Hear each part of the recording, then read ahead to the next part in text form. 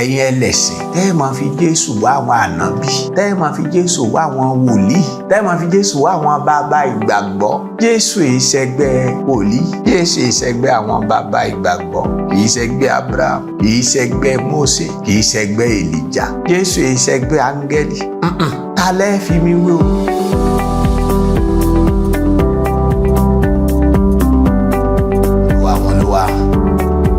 Ọlọ́run ọ̀rọ̀ àti ìyè rán ọ̀rọ̀ rẹ̀ sí wa, jẹ́ kára àánú gbà, ṣe tiwa láṣẹ pé Jésù Kristi Olúwa wa, àmín.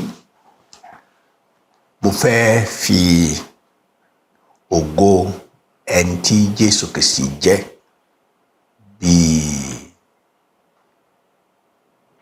ẹlẹ́dàá ohun gbogbo àti olùgbèrò ohun gbogbo. Jésù Kristi òun ni ẹlẹ́dàá àti olùgbèrò ohun gbogbo. Nínú àwọn fọ́nrán tí a ṣe lọ, tí ó kọjá lọ, ntí a tẹnumọ́ ni ògo Kristi ṣáájú ìpilẹ̀ṣẹ̀ ayé. Bẹ́ẹ̀ni, nínú àwọn fọ́nrán tí ó tún tẹ̀lé yẹn, ohun tí a máa wò báyìí ni ògo Kristi bí ẹlẹ́dàá ohun gbogbo àti olùgbèrò ohun gbogbo. Ẹ tẹ̀lé mi ká lọ sínú ìwé Kólósè orí 1 ní ẹsẹ̀ 15 sí ẹsẹ̀ 17. Kólósè orí 1 ẹsẹ̀ 15 sí ẹsẹ̀ 17.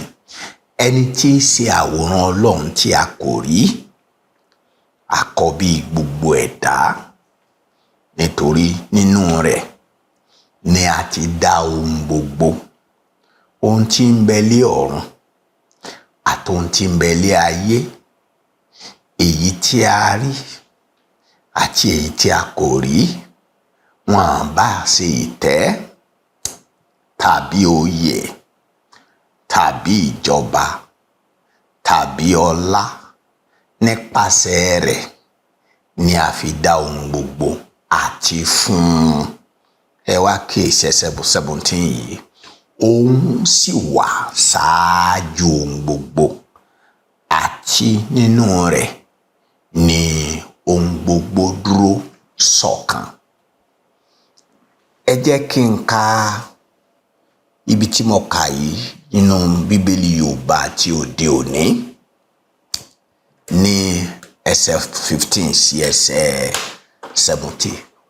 Kristi ni àwòrán Ọlọ́run tí a kò lè rí, àkọ́bí gbogbo ẹ̀dá, nítorí nípa rẹ̀ ni a dá ohun gbogbo, àwọn tí ń bẹ ní ọ̀run àti ní ayé, ohun tí a rí àti èyí tí a kò rí, wọn bá ṣe ìtẹ́ tàbí agbára tàbí àṣẹ, nípasẹ̀ rẹ̀ ni a fi dá ohun gbogbo.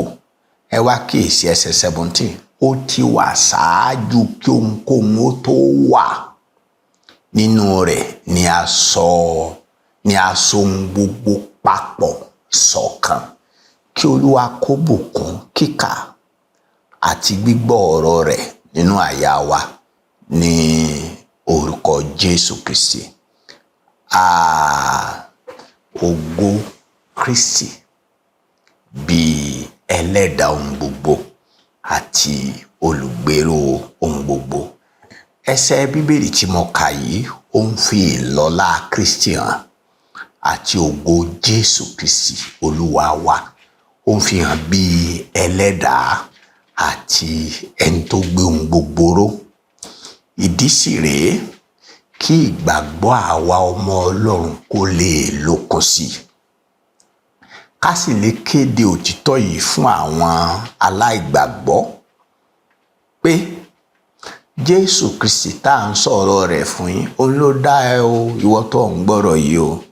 Òní ń dá àwọn tó ń sòdì yìí sí o. Òní ń dá àwọn tí wọ́n máa ń tú Bíbélì lódìlódì o.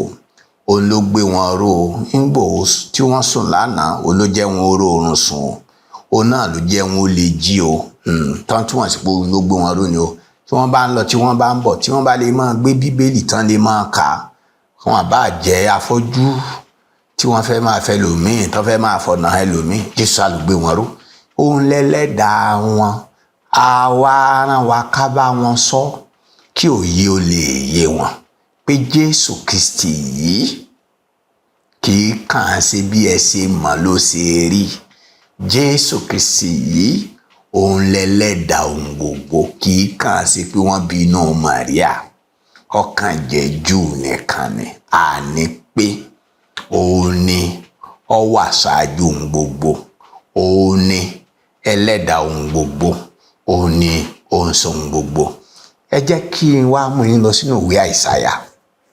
Ẹ jẹ́ akẹ́kọ̀ọ́ nínú ìwé Àìsáyà kí n fi Jésù Kristi hàn yín nínú ìwé mímọ́ tí wòlíì Àìsáyà sọ nípa rẹ̀. Ìwé Àìsáyà orí 40, Àìsáyà orí 40. Ẹ jẹ́ á mú láti ẹsẹ̀ 25.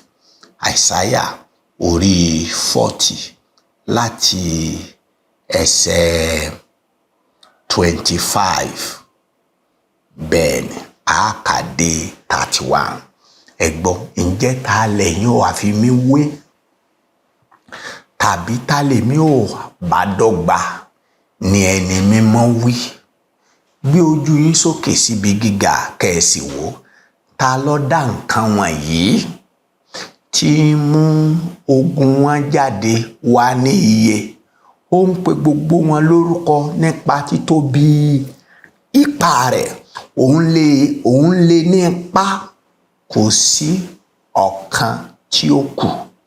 Èéṣe tí ìwọ fi ń wí, ìwọ Jákọ́bù, tí ìwọ sì ń sọ, ìwọ Ísírẹ́lì pé ọ̀nà mi pamọ́ kúrò lọ́dọ̀ Olúwa, ìdájọ́ mi sì rí kọjá kúrò lọ́dọ̀ Ọlọ́run mi. Ìwọ kò tíì mọ̀, ìwọ kò sì tíì gbọ́ pé Ọlọ́run ayérayé, Olúwa Ọlọ́run ẹlẹ́dàá gbogbo ìpẹ̀kun ayé kì í ṣàárẹ̀, bẹ́ẹ̀ ni àárẹ̀ kì í mú. Kò sí àwárí òye rẹ̀. Ó ń fi agbára fún aláàárẹ̀, ó sì fi agbára kún àwọn tí kò nípá. Àní àárẹ̀ yóò mú àwọn ọ̀dọ́mọdé, yóò sì rẹ̀ wọ́n, àti àwọn ọ̀dọ́mọkùnrin yóò tilẹ̀ ṣubú pátápátá. Ẹsẹ̀ tó wá gbẹ̀yìn 31.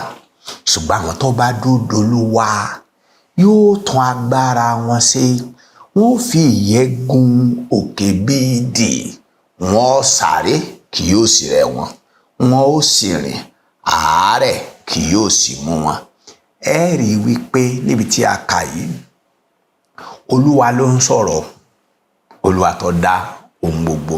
Ta lolúwa tó dá ohun gbogbo yìí? Jésù Kristi. Ó wá pé àwọn èèyàn níjà pé ní ẹsẹ̀ 25 yẹn pé ta lẹ fẹ́ fi mí wé náà o? Ta lèmi àti ẹjọ́ jẹ́gbẹ́ o? Ẹ̀yin ẹlẹ́sìn tẹ́ ẹ máa fi Jésù wá àwọn ànábì, tẹ́ ẹ máa fi Jésù wá àwọn wòlíì, tẹ́ ẹ máa fi Jésù wá àwọn bàbá ìgbàgbọ́. Jésù ìṣẹ́gbẹ́ wòlíì, Jésù ìṣẹ́gbẹ́ àwọn bàbá ìgbàgbọ́, kì í ṣẹgbẹ́ Abraham, kì í ṣẹgbẹ́ Mósè, kì í ṣẹgbẹ́ Èlíjà. Kò sí. Jésù ìṣẹ́gbẹ́ áńgẹ́lì. Ta lẹ́ fi mí wé o? Àwọn tá a sì dákọ yìí wọ́n ní láárí. Àwọn wo ni ò ní láárí tán fi Jésù wé? Òòṣà. Gbogbo ẹ̀yin tẹ́ ń bọ̀ sá, àwọn tí ò ní láárí lẹ́nu, wọn tí àwọn tẹ́yìn gan jù lọ. Bẹ́ẹ̀ gbogbo abọ́gibọ̀pẹ̀, gbogbo àwọn tó ń bọ omi, àwọn tí ò ní láárí ni. A lè máa sọ̀rọ̀ àwọn yẹn. Pé ta lẹ́ fi mí wé? Ta lẹ́ fi mí wé? Ẹgbẹ́ ń bí gbó. Ó wá ní ẹ wò yíká, ẹ wo àwọn ọ̀run, ẹ wo àwọn nǹkan tá a ṣe, ẹ wo ìpẹ̀kun ìmọ̀, ẹ wo títóbi agbára. Ẹ wo ẹni tí ó ń gbé ohun gbogbo ró. Gbé ojú yín sókè síbi gíga kẹ́ ẹ sì wò. Ta ló dá àwọn nǹkan wọ̀nyí? Ta ló dá oòrùn? Ta ló dá òṣùpá? Ta ló dá àwọn ìràwọ̀? Ta ló ta ọ̀run yìí bí aṣọ títa tí kò sì ní òpó tó gbèrò? Gbogbo wọn, ẹ̀yin lè má mọ̀ kọ wọn, ohun tó dá wọn mọ̀ kọ wọn, ó sì ń pè wọn ló kọ wọn ń jẹ. Títóbi ọgbọ́n, títóbi agbára, títóbi ipá. Ó wá ń béèrè lọ́wọ́ Ísírẹ́lì pé ẹ wá ẹ̀yin ará bí, èsè tí wọ́n Jákọ́bù ọmọ Ísírẹ́lì yẹn, tí wọ́n sọ pé ìwọ Ísírẹ́lì pé ọ̀nà mi pamọ́ kó lọ́dọ̀ Olúwa, ìdájọ́ mi kọjá kó lọ́dọ̀ rẹ̀. Ó yí pé níjà ni ọba wọn wí ni. Ó wá ń jẹ́ kó yé wa wípé Olúwa tá à ń sọ yìí, agbára rẹ̀ kùnà, ọgbọ́n rẹ̀ kò láfiwé. Agbára rẹ̀ yìí a máa fi fẹ́ tó bá dòde, ẹni bá dòde Olúwa ìní ọ̀tá gbára wọn sí. Wọ́n rìn kò ní rẹ̀, wọ́n sáré, àárẹ̀ ò ní mú wọn, ó fi ìyẹ́ gòkè bí idì. Èyí tí Olúwa ń jẹ́ kó yé yín nìyẹn pé èmi tí mo dá ohun gbogbo, ọ̀dọ̀ mi ní ìpẹ̀kun ìmọ̀, ní ìpẹ̀kun ọgbọ́n, ní ìpẹ̀kun agbára. Ẹni bá tọ̀ mí wá tó dúró síwájú mi, wọ́n fagbára kún. Nígbà tí a bá ń sọ nípa Kristi bíi Olúwa àti ẹlẹ́dà ohun gbogbo, ẹ jẹ́ á ka àwọn ìwé mímọ́ kí n fi kásẹ̀ rẹ̀ lẹ̀. Àwọn ẹ̀rí tí ìwé mímọ́ fi wọ́n pé Jésù ilẹ̀ ẹlẹ́dà ohun gbogbo. Ìwọ náà ní Bíbélì lọ́dọ̀ rẹ̀, àti ka Kólósè lẹ́ẹ̀kan orí 1 ẹsẹ̀ 15 ẹsẹ̀ 17. Yá lọ sí ìrere Jòhánù, ìrere Jòhánù orí 1 ní ẹsẹ̀ 1 sí ẹsẹ̀ 3. Gbọ́ ọ̀rọ̀ lọ ní àtètè kọ́ṣe ní ọ̀rọ̀ wà, ọ̀rọ̀ sì wà pẹ̀lú Ọlọ́run, Ọlọ́run sì lọ̀rọ̀ náà, òun náà ló wà látètè kọ́ṣe pẹ̀lú Ọlọ́run, ọgbọ́n Ọlọ́run nínú ìwé Òwe orí 8, Sekáyà orí 13 ẹsẹ̀ 7. Ẹnì kejì Ọlọ́run ọgbà rẹ̀, nípasẹ̀ rẹ̀ la fi dá ohun gbogbo, lẹ́yìn rẹ̀ a kò sì dá ohun kan nínú ohun tí a dá.